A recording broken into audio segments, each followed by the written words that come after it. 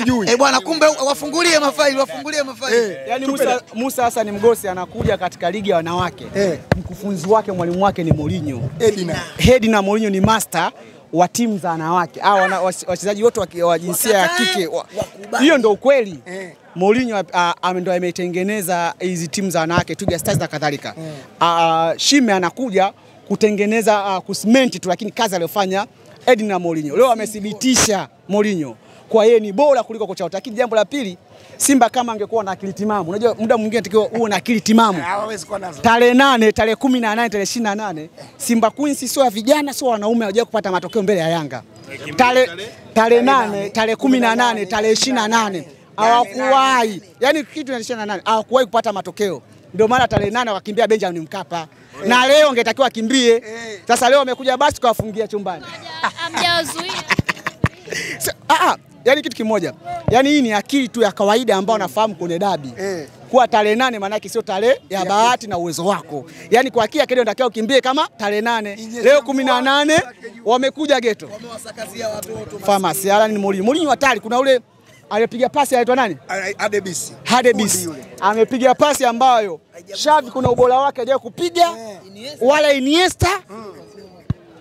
Wala Pogba ni kweli. Yaani pasi anapiga Azizi, Pacome na yule Hadebis. Pasi imepigwa. Kaudia ile mechi. Pasi imepigwa katikati wale mashabiki. Wale mabeki wa Simba walikuwa wanatamani mpira kufuata lakini wanashindwa kufuata. Hizo pasi unapata katika klabu ya Yanga. Sasa zile beki za nyuma za Yanga wale wa kike. Ibwe hatari. Aanze Ateba afunge pale. Zile beki ya Ibwe.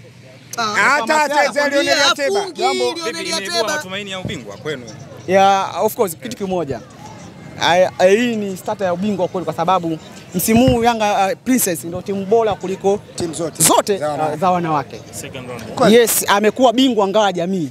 Amekuwa bingwa Samia Cup ambaye amempiga bingwa ambao ngao ya jamii ambao JKT Queens. Kwa kifupi maana yake JKT Queens na Yanga Princess ni bora. Kwa maana yake tumechukua kombe kubwa kuliko kombe lolote. Lakini katika msimu huu tumewafunga Simba mara 2, madunduka mara 2.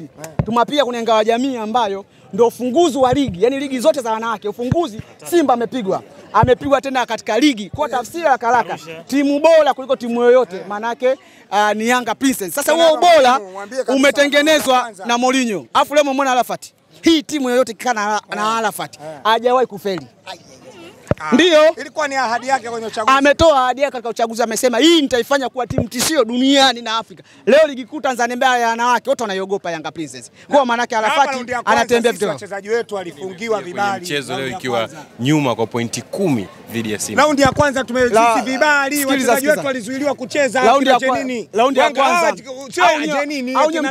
wamezuiliwa nyinyi mjui. Raundi ya kwanza wachezaji wengi walikuwa hawana vibali. Baada ya vibali kupata na raundi ya pili kuongeza watu na imeonekana sisi ubingwa mwaka huu tulistahili kwa mabingwa.